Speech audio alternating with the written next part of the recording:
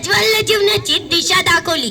विचारांची ज्योत प्रज्वल जीवनाची दिशा दाखवली. सेवेच्या मार्गी चालताना सेवेच्या मार्गी चालताना सर्व धर्माशी समानता दाखवली.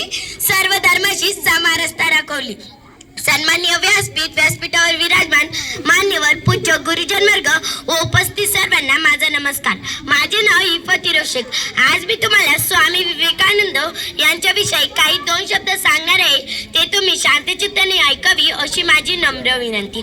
11 सप्टेंबर 1893 मध्ये अमेरिकेत भरलेला धर्मपरिचय स्वामी विवेकानंद यांनी केलेल्या भाषणामुळे त्यांना संपूर्ण जगभरात प्रसिद्धी मिळाली. स्वामी विवेकानंद यांचे वर्णन माझ्या भारतातून आलेल्या एका वादी व्यक्तिमत्वाचे संन्यासी असे ठरले. स्वामीजी असे घडले ते त्यांच्या आईवडिलांच्या संस्कारामुळे, त्यांच्या गुरूंच्या मार्गदर्शनामुळे व त्यांच्या आयुष्यात आलेल्या अनुभवामुळे. अशाच त्यांच्या जीवनातील काही प्रसंग आपल्याला शिकायला खूप काही पुरेसे आहे. प्रसंग पहिला. एकदा स्वामी विवेकानंद नदीच्या पलीकडे जाण्यासाठी काठावर उभा होते. तेवढ्यात एक साधू आला आणि म्हणाला, तुम्ही स्वामी विवेकानंद आहात का? स्वामी विवेकानंद यांनी उत्तर दिले, हो, मी स्वामी विवेकानंद आहे. त्या साधूने परत प्रश्न केला, तुम्ही स्वामी विवेकानंद आहात का? स्वामी विवेकानंद यांनी उत्तर दिले, हो, मीच आहे स्वामी विवेकानंद. तेवढ्यात तो साधू म्हणाला, मग तुम्ही येथे का थांबलास? स्वामी विवेकानंद यांनी उत्तर दिले की मी नदीच्या पलीकडे जाण्यासाठी जहाजाची वाट बघत आहोत. त्या साधूने शंकेने विचारलं, तुम्ही स्वामी विवेकानंद आहात का? स्वामी विवेकानंद यांनी उत्तर दिलं, हो, मीच आहे स्वामी विवेकानंद. तेवढ्यात तो साधू म्हणाला, तुम्ही एवढे मोठे, जगात तुमचे एवढे नाव आहे, लोक तुमचा आदर करतात, तुमचं नाव घेतात आणि तुम्ही ही छोटीशी नदी पार करू शकत नाही.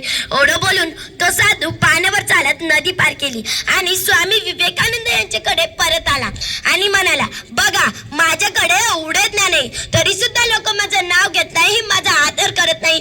तुमच्याकडे तरी अशी कोणते ज्ञान आहे ज्यामुळे लोक तुमचं नाव घेतात, तुमचा आदर करतात? यावर स्वामी विवेकानंद हसत म्हणाले, साधू महाराज, ही विद्या शिकायला तुम्हाला किती काळ लागला? साधू म्हणाला, ही विद्या शिकायला मला 15 वर्ष लागले. स्वामी विवेकानंद म्हणाले, साधू महाराज, तुम्ही माझ्या बरोबर चला.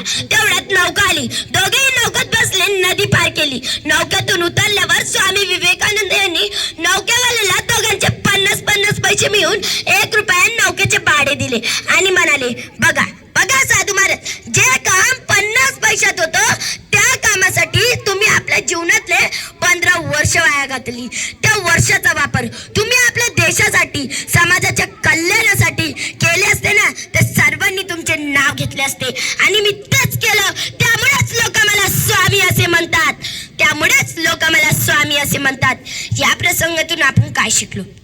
तर या प्रसंगातून आपण हे शिकलो की आपण आपला जास्तीत जास्त वेळ त्या कामात व्यतीत करत असतो की ज्या कामाचा लक्ष्य प्राप्त करण्यासाठी आपला काहीही उपयोग नसतो. म्हणूनच आपण आपल्या ध्येयापर्यंत पोहोचू शकत नाही. ज्या ध्येयाचं आपण स्वप्न पाहत असतो. स्वामीजी म्हणत असे, लक्ष केंद्रित करा, पुन्हा शरीराला त्या लक्ष्याच्या ऊर्जेने भरून टाका आणि दुसऱ्या काही विचारांना आपल्या मनातून काढून टाका. हेच यशाचं रहस्य असे स्वामीजी म्हणत असे. प्रसंग दुसरा. एकदा स्वामी विवेकानंद अरुंद रस्त्यावरून जात असताना त्यांच्या मागे काही माकडं लागली. माकडं बघून स्वामी विवेकानंद पळू लागले, तरीही माकडं थांबत नव्हती. तेवढ्यात कुठून तरी आवाज आला, पळू नको, सामोरे जा. आवाज ऐकून स्वामी विवेकानंद थांबले आणि माकडाच्या दिशेने चालू लागले.